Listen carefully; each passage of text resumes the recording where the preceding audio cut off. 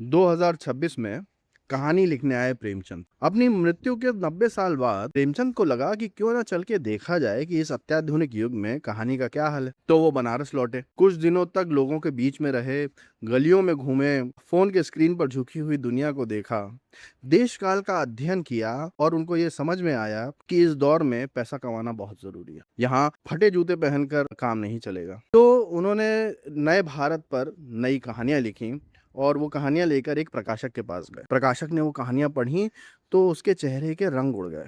उसने ऐसी कहानियां कभी नहीं पढ़ी थी। वो प्रेमचंद की कहानियां छापने को तैयार हो गया। प्रेमचंद को इस बात से बहुत खुशी हुई।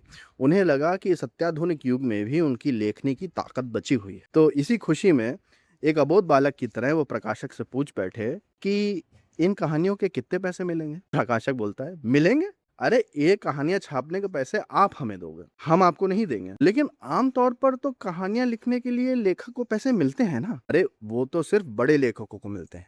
आप कोई बड़े लेखक हो क्या? ये बात सुनकर प्रेमचंद प्रकाशक की ओर देखते रहे। कुछ पलों बाद अपनी कहानियां समेटकर वहां से चल दिए। वो दरवाजे तक पहुंचे ही थे कि प्रकाशक ने पीछे से आवाज लगाई, सुनो, तुम लिखते अच्छा हो, इसलिए तुम्हें एक मुफ्त की सलाह देते हैं कि ये भूख, ईमान, गरीबी और इंसानियत जैसे विषय छोड़ो और सिर्फ ट्रेंडिंग टॉपिक्स पे लिखा करो। अगर ऐसा करोगे तो एक दिन जरूर बहुत बड़े लेखक बन जाओगे। प्रेमचंद ने चुपचाप सर हिलाया और अपनी कहानियां सीने से लगाए वहां से चल दिया।